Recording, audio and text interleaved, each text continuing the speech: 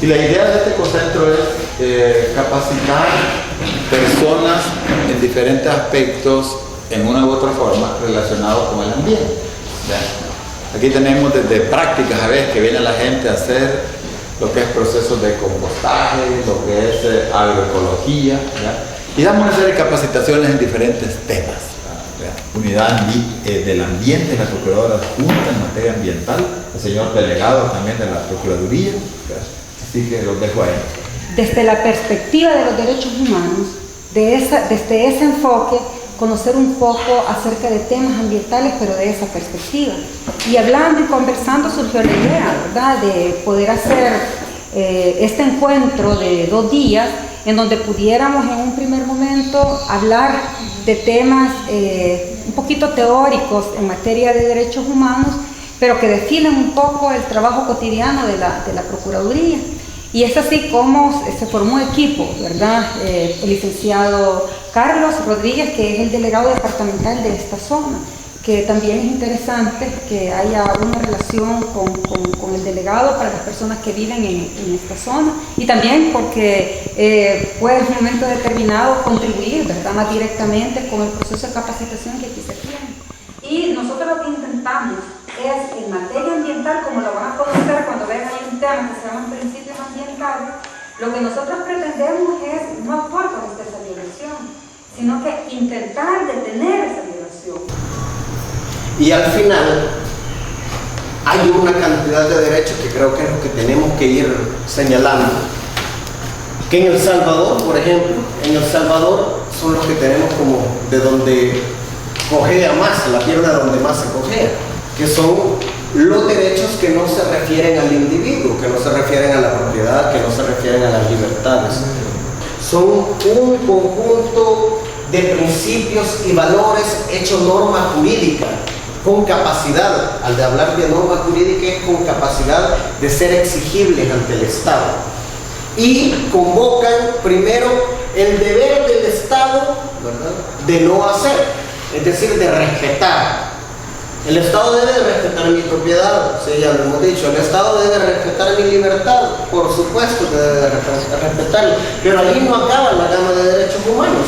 Hay otros derechos humanos que imponen al Estado una obligación de hacer, y son los derechos prestacionales o los derechos de contenido social. El derecho humano a la educación, el derecho humano a la salud, el derecho humano a la vivienda. Por ejemplo, si en el caso de los proyectos que afectan al medio ambiente, ¿qué puede hacer el Estado salvadoreño si ni siquiera muchos convenios los ha firmado con ciertas organizaciones o instituciones a nivel del globo? Se le ponen ejemplos, por ejemplo, de Suecia, de Alemania, de Bélgica, de verdadera cumplimiento de los derechos humanos, y al final, mientras todo ese bagaje legal se desarrolla, los proyectos aquí siempre los hacen. Pero ¿qué pasa? El Estado salvadoreño siempre busca una manera legal, porque la idea es jurídicamente buscar cómo salirse del problema. Que el Estado salvadoreño no ha protegido los recursos naturales como debería haberlo hecho. A veces porque no tiene la capacidad para hacerlo, y otras veces porque hay intereses, aún entre funcionarios públicos, de que los recursos sean sobreexplotados, porque generan intereses económicos para algunas corporaciones. Los derechos humanos son aquellos derechos, facultades o atribuciones inherentes a la persona por su misma condición y que son necesarios para tener una vida digna. Entonces, el centro de los derechos humanos es la dignidad. Todo aquello que a mí me da una persona digna puede establecerse como un derecho humano. Y es que un defensor de derechos humanos no es solo una persona que trabaja en la Procuraduría. Un defensor de derechos humanos es una persona que defiende los derechos de la población, de sus allegados, de la comunidad. Un defensor ambiental es un defensor de derechos humanos, y el Estado tiene que realizar medidas especiales para garantizar la dignidad de esa persona y que pueda seguir ejecutando ese trabajo como defensor. Y se dice que el derecho al medio ambiente tiene una relación íntima con el derecho a la vida, el derecho a la salud y todos los demás derechos. Y se dice que también es un derecho de síntesis porque se necesita para gozar del derecho al medio ambiente. Es transversal. Es un derecho transversal, sí. Pero se necesita también tener los derechos, el resto de derechos cumplidos para poder gozar del medio ambiente, ¿verdad? Si yo no tengo salud, no tengo vida, no tengo libertades, no tengo educación, no puedo disfrutar plenamente de mi derecho. Por eso también es que es tan importante y la Procuraduría está apoyando esa reforma para que se reconozca en la Constitución el derecho al agua, el derecho de los pueblos indígenas, el reconocimiento, ¿verdad?, de los pueblos indígenas y el derecho a la alimentación adecuada. Porque así hay un mecanismo directo, porque uno puede venir y decir, mire, me están violentando mi derecho a la vida porque yo no tengo una alimentación adecuada o mi derecho a la salud, ¿verdad? Pero uno tiene que hacer uso de otros mecanismos para llegar al derecho a la alimentación o al derecho al agua. En cambio, si ya está reconocido directamente, uno viene y lo exige. También el movimiento antiminería y presenta una propuesta de ley en el 2005-2006. Y esa propuesta de ley no la toman en cuenta.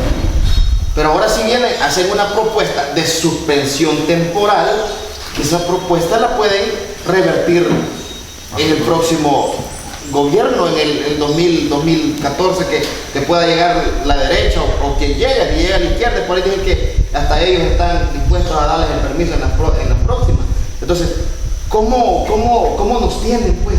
O sea, y lo decía, si los daños están visibles, están a simple vista, no necesitamos lentes para ver los daños que se vienen encima. ¿Por qué no le han puesto atención a la ley que se les presentó para la suspensión definitiva de la minería? No lo han hecho. Ellos hacen su propuesta diciendo que el Estado no tiene la capacidad de poder hacer un análisis y que todo eso, y no hicieron el estudio estratégico ambiental. Y quienes anduvieron dentro de eso, ¿quiénes creen que costearon eso? No fue la misma empresa Pacific Rim.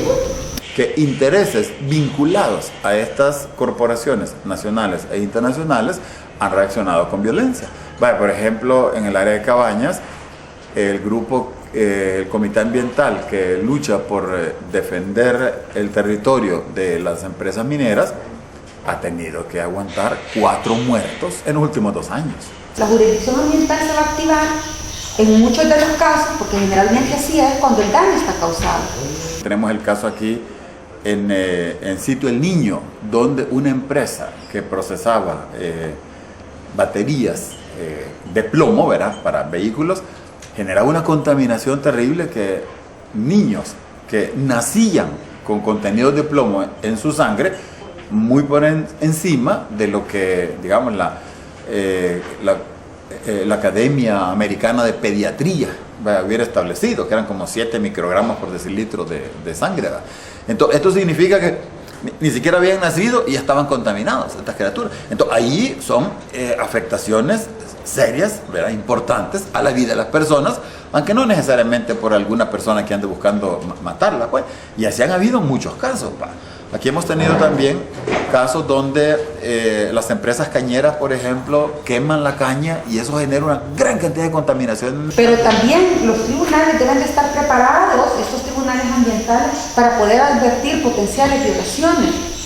Y aquí es donde se habla sobre el riesgo que puede haber en la naturaleza. Sin embargo, llegar aquí y llegar pues a podernos manejar desde las potenciales violaciones, ¿verdad?, al medio ambiente, y en este caso, considerando que el medio ambiente, el ambiente es un derecho humano, ¿verdad?, es como hay que trascender mucho para que haya mucha formación.